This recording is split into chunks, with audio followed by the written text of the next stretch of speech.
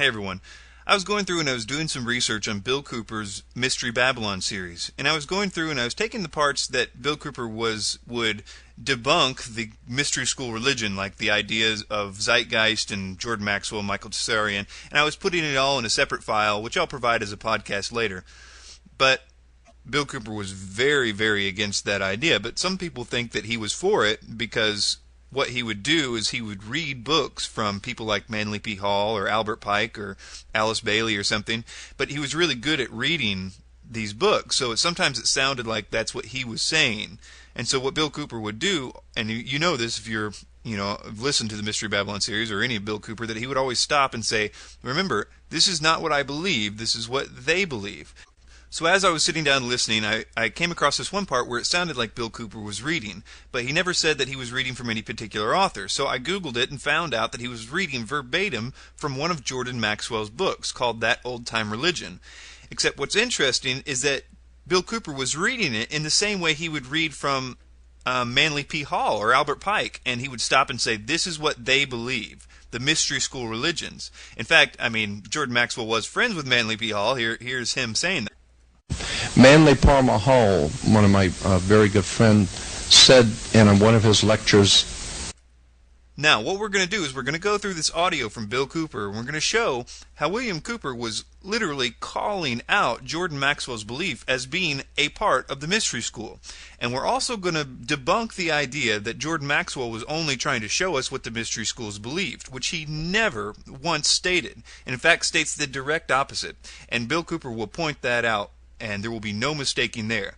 We're also going to go through the interview that Bill Cooper did with Jordan Maxwell and show that it was not only the first time that they had ever met, but that Jordan Maxwell thought that he could get away with saying his usual spiel to Bill Cooper, but Bill Cooper stopped him in his tracks, and then they changed the subject.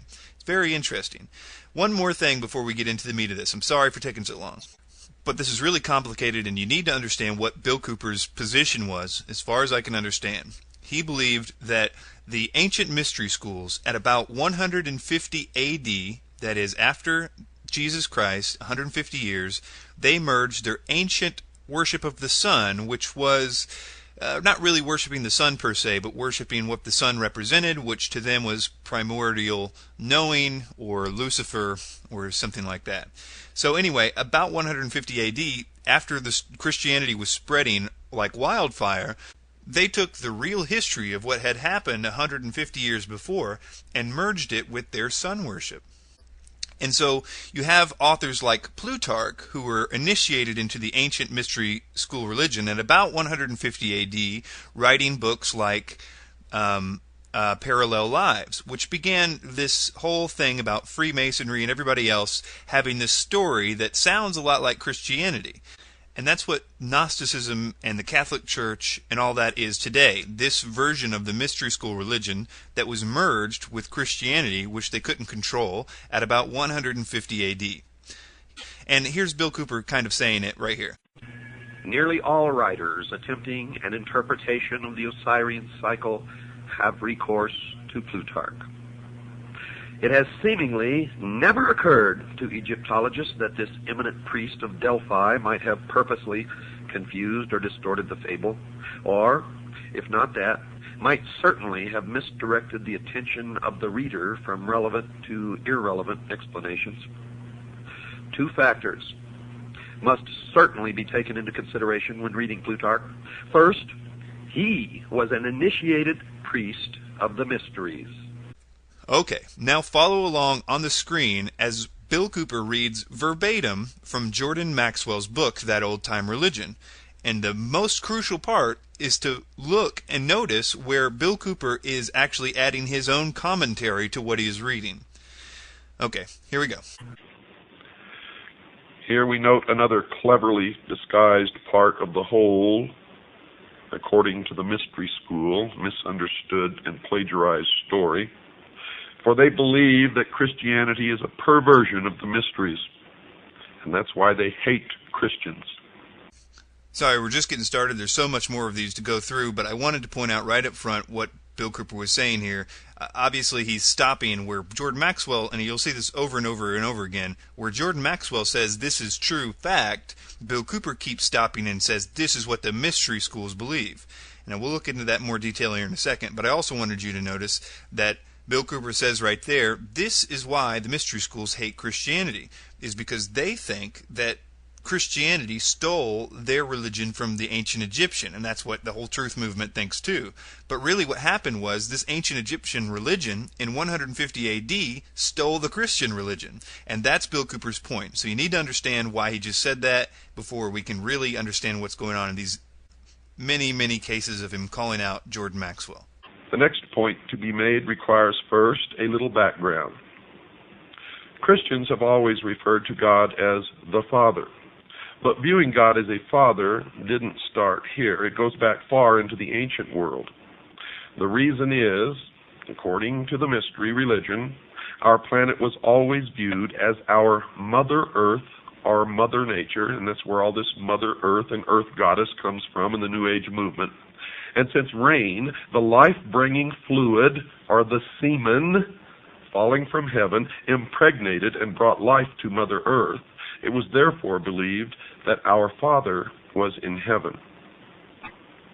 And so the New Testament story was, Mother Earth asked God's Son to draw water from the sea for the grapes to make fine wine for the wedding feast. And this marriage feast story is over 5,000 years old, 3,000 years before the New Testament story. And the mystery schools believe it is just one more case of pious plagiarism. Okay, there is a lot more, and we'll get to them in a second, but I just wanted to point this out because this is a classic example. What does Jordan Maxwell say? He says, 3,000 years before the New Testament story was retold. Just one more case of pious plagiarism. Now, what does Bill Cooper say? 3,000 years before the New Testament story was retold, the mystery schools believe this is just one more case of pious plagiarism. So Maxwell is telling us this is real history, and Bill Cooper is telling us this is what the Freemasons believe history is. So before we go any further, I want to debunk the idea that people will often say, which is Jordan Maxwell was just trying to show us what the ancient mystery schools believed. He wasn't trying to say this is real, he was only trying to say this is what they believe. But if you read through this book or see any Jordan Maxwell presentation, you will continually see this is not the case. Jordan Maxwell tells us that the roots of Christianity and Judaism are to be found in Egypt. He says that point blank over and over and over again. I have never heard him say the opposite of that. In fact, the name of this book is called That Old Time Religion, The Story of Religious Foundations. And in case there's any more doubt that Jordan Maxwell was actually trying to debunk Christianity by saying that it was based on Egyptian religions and not pointing out that it's what the mystery schools believed, read the back of the book. It says, "This book proves there is nothing new under the sun regarding many of our modern religious beliefs. This includes Christianity, and how many of its beliefs could be far older than what we have suspected. It gives a complete rundown of the stellar, lunar, and solar evolution of our religious systems and contains new, long-awaited, exhaustive research on the gods and on our beliefs. The book's central theme, the origin of religions, centers around the work of Jordan Maxwell. Mr. Maxwell has become widely known as one of the world's foremost experts on early mythological systems and their influence on both ancient and modern religions. He continually surprises the reader with factual evidence on where our modern beliefs really came from." Okay. So that should show you that Bill Cooper and Jordan Maxwell are on the opposite sides of the fence trying to prove two absolutely different things. So let's continue and listen to Bill Cooper's reading of Jordan Maxwell's work. Though the story varied in some details from place to place in Egypt, the essence was always the same. God's Son, spelled S-U-N, our risen Savior, was the light of the world, who gave his life for us. Now remember, this is according to the belief of the mystery religion of Babylon. These points here mentioned are just some of hundreds, if not thousands, of direct connections that can be made between the Judaic-Christian Bible story and the far more ancient original story. The purpose for drawing your attention to this literary plagiarism, according to the mystery school, this is what they believe, is best stated by Alfred North Whitehead, who said, quote, "No lie can live forever," unquote. They hate Christians. They hate Christianity. And the first object is to destroy the Christian church and Christians, to wipe them off the face of the earth. If you are a Christian, you are in the greatest danger that you can even imagine at this moment as the New World Order takes shape around you. Egyptologist Gerald Massey said, quote, "They must find it difficult, those who have taken authority as the truth rather than truth as the authority," unquote. And now for a few thoughts on the Old Testament Word of God, according, again, to the mystery religion. Remember, I am revealing the secrets of the mystery religion of Babylon during this broadcast. At Malachi 4:2, the God of heaven is described as the Son of righteousness with healing in his wings, and it is spelled S-U-N. The Son with healing in his wings. Then in the New Testament, at Matthew 23, verse 37, and Luke 13, verse 34, we see God's Son wanting to gather all under, quote, his wings, unquote. This is most appropriate, for in Egypt the Son was always pictured with his wings, and you see a disc with wings. Now all these pitiful little twits running around calling themselves ufologists, and Zachariah Sitchin, who has perverted the interpretation of the ancient writings, claims that this means that the Egyptians, whenever they drew these or put these hieroglyphics on in their writings, were indicating that UFOs came from other planets, and nothing can be farther from the truth. But this is part of the mystery Babylon deception, trying to convince the people of the earth that we are threatened by some other species from some other planet, so that they can more quickly bring about their new world order, their one world totalitarian socialist government. Don't fall for it, folks. It's important to point out here that Zachariah Sitchin and Jordan Maxwell were very, very close. Jordan Maxwell funded Zachariah Sitchin. There's interviews where you can watch Zachariah Sitchin and Jordan Maxwell basically giving Jordan Maxwell the interpretations that he used to justify a lot of this. The important part is that you need to go to sitchiniswrong.com, where you can find out that apparently Zachariah Sitchin was knowingly misrepresenting the Akkadian and Sumerian texts for a specific purpose. Whether or not it's the purpose that Bill Cooper is saying, I don't know. Also, I did a short film called Sitchin is Wrong that's not affiliated with sitchiniswrong.com, but it shows a lot of the physical archaeological evidence that Sitchin presented is very, very suspect and unverified, and in some cases probably an outright fabrication. I have found that most of these people involved with the so-called UFO research who are trying to convince you of this are Freemasons, most of them 32nd degree of the Scottish Rite.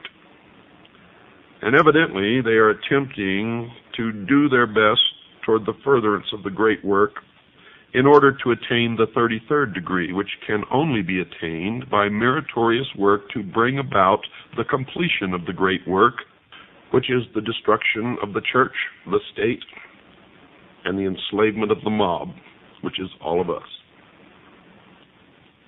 I hope you hear me out there.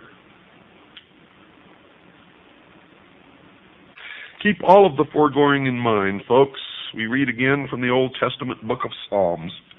At Psalms chapter 23, verse 4, we read that old, dog-eared, tired, exhausted, and equally misunderstood chestnut, according to the mystery schools, used by every man of the cloth to put the sheep to sleep. We quote it here, quote, "Yea, though I walk through the valley of the shadow of death, I will fear no evil." This is a great example because Jordan Maxwell here is trying to say this about the Bible. He says, at Psalms 23, we read that old, dog-eared, tired, exhausted, and equally misunderstood chestnut used by every man of the cloth to put the sheep to sleep. Okay, so that's not. He's saying that's what the Bible is. It's an old dog-eared, tired, exhausted, equally misunderstood chestnut. Only with his shepherd staff, but at Revelations 12, verse 5, and Revelation 19, verse 15, is also said to rule with a rod of iron. And I have pictures here of all of this. You can't see it, but you can go to the library and find this stuff. Our research has been thorough, and we have managed to place members of CAGI within the Masonic lodges, and we have verified everything that we are telling you here now. We have infiltrated the lodge. Let me ask you why in the world you would want to infiltrate the lodge to verify what's being read here. If you wanted to verify what was being read here, you would infiltrate the British Museum, or you would infiltrate the archaeological museums in Egypt or the ancient temples to verify that. But no, he says in order to verify what he's reading, he had to have a CAGI member report from inside the lodge. That is because this information isn't real except for inside the lodges. So that's where you would verify it and say, yep, they believe it in there. Okay, we're going to move on. A lot of you are going to say, well, didn't Jordan Maxwell appear on the Bill Cooper program? Yeah, and I want to play the audio from this, and I want to show you that, first of all, Bill Cooper says pretty much point blank he's never met Jordan Maxwell before. He doesn't really know anything about him. He's just had people tell him that he should have him on. Then he has him on, and Jordan Maxwell goes through his whole spiel, and Bill Cooper at one point says, you can move up a little bit. My audience is pretty aware of all this New World Order kind of stuff. And then Jordan Maxwell launches into the Son is really Jesus spiel, and he goes through the whole thing. And as he's going through it, Bill Cooper, who has been talking about this and saying this is what the mystery schools believe for the whole series, stops Jordan Maxwell and says, hey, this you should pretty much say this is just symbolism, right? This is just what they believe. And Jordan Maxwell, having been caught in this whole thing, says, oh, yeah, it's just symbolism. It's just symbolism, just like you say, Bill. But this constitutes the only time that I've ever heard Jordan Maxwell admit that. So it's interesting to me that it happened on the Bill Cooper program. And here we go. Simply because I want to devote the maximum amount of time to our special guest tonight, Mr. Jordan Maxwell. Now, I never met Jordan Maxwell in my life until today. I don't really know him personally. I have been introduced to him circuitously through a bevy of my own personal friends, whom after listening to my lectures, after reading my book, realized that Mr. Jordan Maxwell and I have quite a bit in common. And they prompted me, pushed me, you might say, to meet with this gentleman. Pentagon. Yeah, they don't pay these people big money to make mistakes. The president, when he does something, or this government does something, they know what they're doing. Now, it may not make any sense to you, but according to other plans, if you understand what's going on behind the scenes, it makes a lot of sense. And let me interject something in here for you, Jordan, so that you'll understand. My listening audience has had 22 hours already. Their education is far beyond anybody that you normally talk to. Right. They understand what we're talking about. They understand the involvement of the Vatican. They understand the symbology of the mystery schools. Right. Now, we may have some listening audience out there who just tuned into this show or maybe just found it a couple of shows ago, but most of my listening audience worldwide have been listening to this show since the 4th of May, 1992, and have an extensive education into all of this. So if you want to cut to the meat of the matter, these people will understand. You don't have to build up to it. Right. Well, I mean, I talk to audiences so often, and I'm 24th. It was still in the same degree on the sundial. It didn't move. So they said, the ancient Egyptians said, anything that was moving and is now not moving is dead. So therefore, they said God's son died and was in his tomb or dead for 3 days. Then on December 25th, anything that was dead and in his grave and not moving for 3 days and now begins to move back to the northern hemisphere, it moved its first degree. So on December 25th, they said God's son is born on December 25th. Now, in the real world, let's clarify something for a lot of people who are listening out there. You're not talking anything about Christmas. You're not talking about what Christians traditionally recognize as, I'm getting into the birth of Christ. You're getting into symbolism of the ancient religion of the Son, which was later perverted in Christianity to reflect this in order to capture the pagan worshipers into the Christian church. Absolutely. So let me challenge you guys to find me any other place where Jordan Maxwell stops himself in the middle of this the sun. So if you listen to this interview, notice that when Bill Cooper says that, and although Maxwell's like, oh yeah, of course, notice Jordan stops talking about it then. They launch into corporate symbolism or what have you after that, but they don't talk anymore about what the sun really is or what it really means, because they're on the opposite sides of the fence there. From all these different philosophers who visited Egypt, we shall secure a better estimation of the profundity of Egyptian learning than from even the Egyptian writings themselves. Plato went to Egypt and was initiated into the mysteries in the Great Pyramid, where he lay for 3 days and 3 nights in the sarcophagus, during which he was imparted knowledge which he was to guard, protect.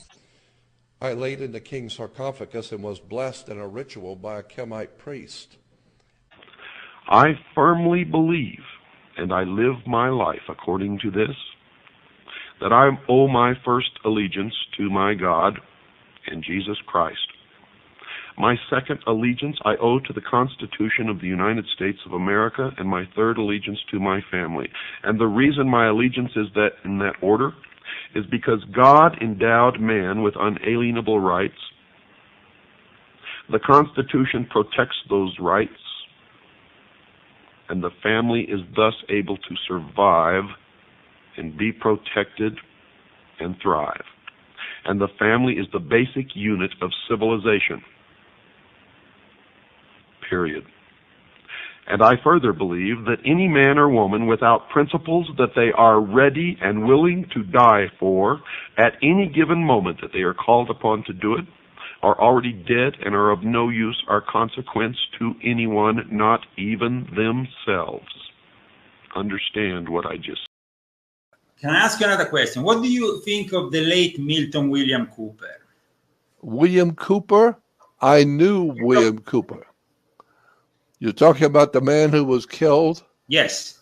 Yeah, William Cooper, I knew him well, but I have to tell you, because I knew him well, I've been on his show. I went to see him. I did radio shows with him in Mesa, Arizona. I knew him well. I never saw him draw a sober breath. I think he was probably a confirmed alcoholic. I was there. I saw it. He was always smelling of alcohol. He always smelled like he had been drinking. And he always acted like it. He was very, very his main problem was he drank too much, alcoholic, but when he got drunk, he got mean.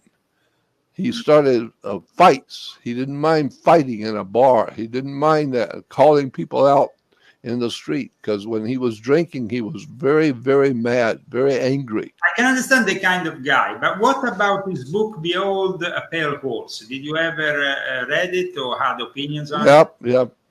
I think he had some very good observations in there, but I don't think he understood theologically the kind of things I was talking about, because he would interview me on his radio shows, and then he would hear what I thought, and it wasn't what he believed, and so he had the problem of trying to explain, well, that's Jordan Maxwell's idea, that's his thinking.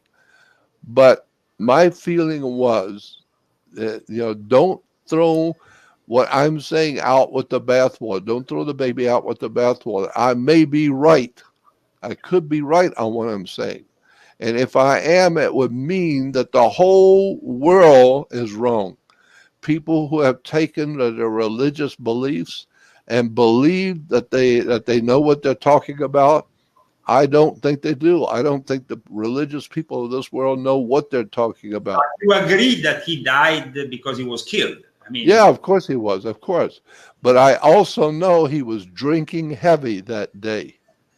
And when you're drinking, and when you're an alcoholic and you're drinking and you got a bad temper when you drink, and everybody knew that, everybody knew that don't be around him if he's drinking, because he's mad. And he doesn't mind picking a fight with you right in the middle of no matter where he was, he'd pick a fight with you right then and there. So you're going to have to fight him. You better go outside. You're going to have to fight him because that's who he is. He's a military guy. He's a military man. He likes drinking, and he don't mind street fighting. And so he did some things in Snowflake, Arizona, where he lived. There were some young kids coming across his property. Young kids going home. They didn't go down the sidewalk in the street to go home. They would cut through his property to go home the short way. And he would go out there with a gun and threaten the kids, get off the property, I'll shoot you. And so the kids reported that to the police, that this man was out there with a shotgun, with a rifle, and was going to shoot them. And so the cops had heard him all the time. They hear about him picking fights and him drinking on public. So they had enough of him. So they went out to his house, from what I was told. They went out to his house and they provoked him. They provoked him to come with a gun. They wanted him to come out with a gun. Bring your gun out and come out here. And so the cops were provoking him to come out. And from what I hear, they shot his dog. His dog was the only thing he had left in the world. He loved his dog, but he was an alcoholic street fighter. And so when they shot his dog, that was the last straw. He went crazy, and because he had been drinking to start with, and he was a street fighter to start with. You shoot his dog, and now you got a fight. Now you've got a fight. And so when he came at them, and from what I hear, he fired the first shot at the human. They shot the dog, but he shot them. And his was the first shot, and that's what they wanted. They wanted him to shoot up. They set him up. They set him up. Thank you. They knew he was an alcoholic. They knew he would go crazy. They knew if they shot his dog, they'd have to shoot him too. They knew that. So that's what they did. They set him up. And so when you hear that the law and the government killed him, well, that's true. I mean, it was the police department.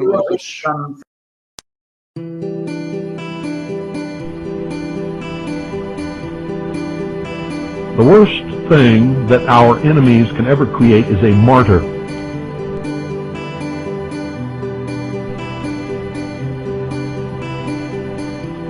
Any move to hurt me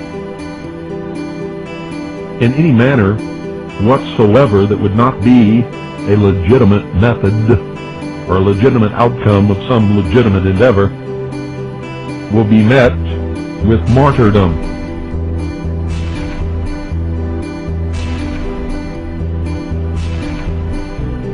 Tremendously dangerous and strong, active political movements always rise up around martyrs. While I don't really want to be a martyr, if that's what history chooses for me to be, then I will be that martyr.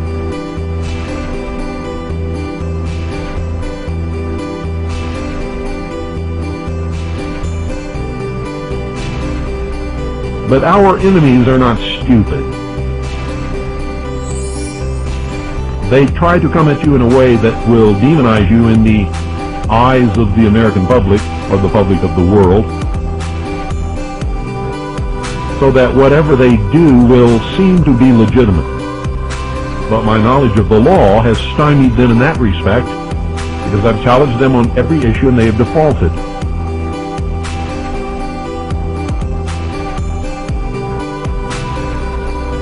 And so they're betting that some local sheriff's deputy or local police officer is going to arrest me, in which case, if they attempt that, I'll have to shoot them.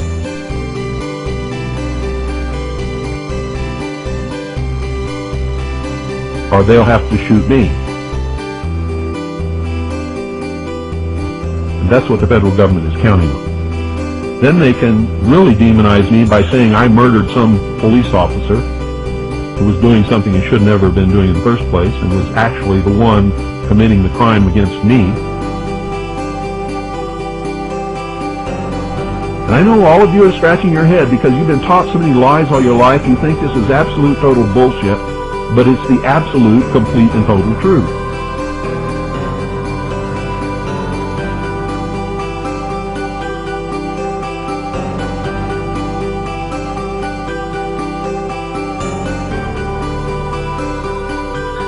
They're not going to let me get away with doing this forever, so the day they come to put me in prison or kill me, you'll all know that for sure, because it will happen sometime in the future. I don't know exactly when, but it will.